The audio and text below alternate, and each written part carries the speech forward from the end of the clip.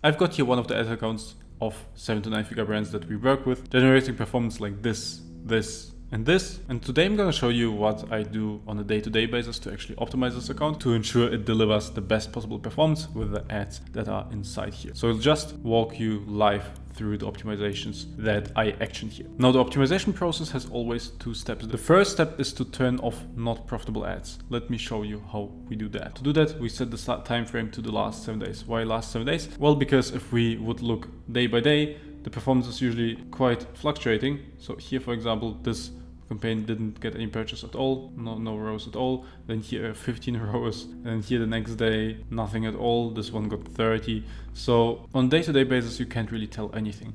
7 days is really a good average to look at, so we want to determine based on that what is actually profitable for them and what not. Now based on the last 7 days, we just go into this campaign, and here we have all the ad sets that we are currently running. Now to know what we actually want to turn off, we need to look at the break-even rows. For this given brand, the break-even rows is at rows 4. So we look at the ad sets and we do the optimization actually on the ad set level, not on the ad level. Why? Because every single ad set has just 3 variations of the same concept. So by judging on the ad set level, not on the ad level, we judge the entire concept. Otherwise it would be a lot of micromanagement. Here on the ad set level, Facebook actually chooses already the best ads to spend on, so we do this on the ad set level. By the way, if you're a bit confused at this point and want to know what structure is actually the best to run and what makes sense the most right now on Meta, check out this video where I go over the campaign structure in detail. But now back to the optimization. So we see over the last 7 days, okay, so this is running at a rows of 8.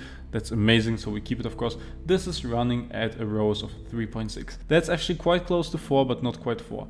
Let's actually look at the last few days if it improved or not, because if it improved, we might wanna keep it. But if not, then we really should just turn it off. Okay, for the last 3 days, it actually did not improve, but went further down. So we want to turn this off. Now let's get back at the last 7 days. So here again, we have the next batch, which is below the rows of 4. But if we look at the general purchase level, it's just 1 purchase, and this one didn't get much ad spend yet. Within the last 7 days, just enough to get 1 purchase, and this 1 purchase actually occurred on the last 3 days. So it might be that right now it's just starting to pick up. So in this case, we actually want to leave it. If you're confused about the rule in general, we look at the last 7 days. Again, everything below the break-even rows, we turn it off. You of course also need to consider the ad spend level. For example, if you just launched something, or like this one, barely spent anything, but already like kind of got profitable, at least during the last few days, then we want to give it another chance. This one, just 1 purchase, but already rose 26, might be a new winner.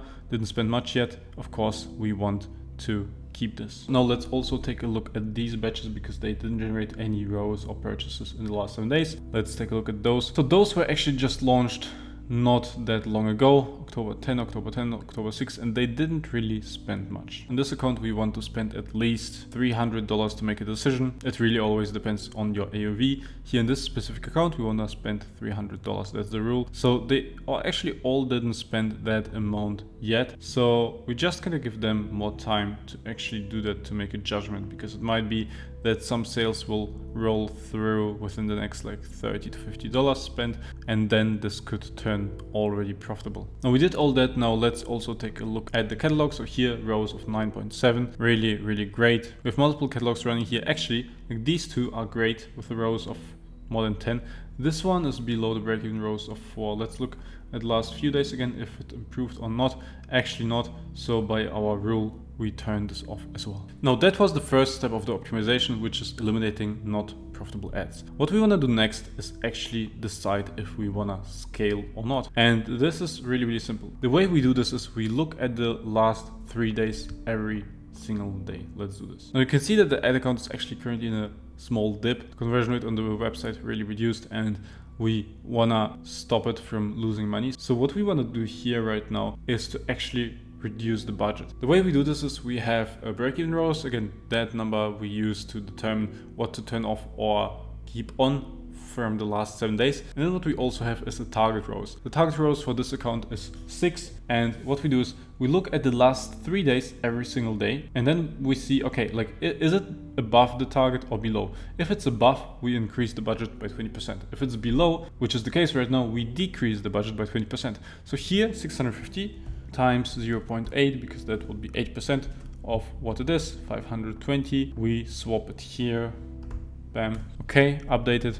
So we just downscale the whole campaign because it's below our target. And then tomorrow we go into, like basically here, we would go into the account again and check, okay, is it now better or not? If the change today did not improve the average performance of the last 3 days, we would keep downscaling it. If it's around the target now, or at least around the break-even, we could see if it stabilizes and maybe scale again. But this is how we look at it every single day. And then again, this one, okay, here we actually have the ad spend set on the ad set level. So let's take a look here. Okay, how's it looking here? This one has a ROAS of 8, which is great.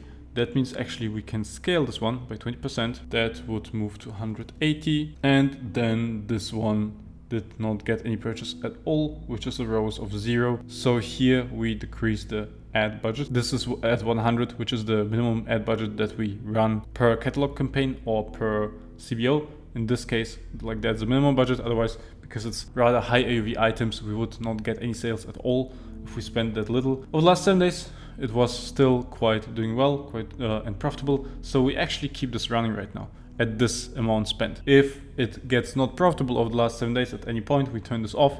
But it might be that this is just like a streak of unlucky days, which can happen with high AOV items.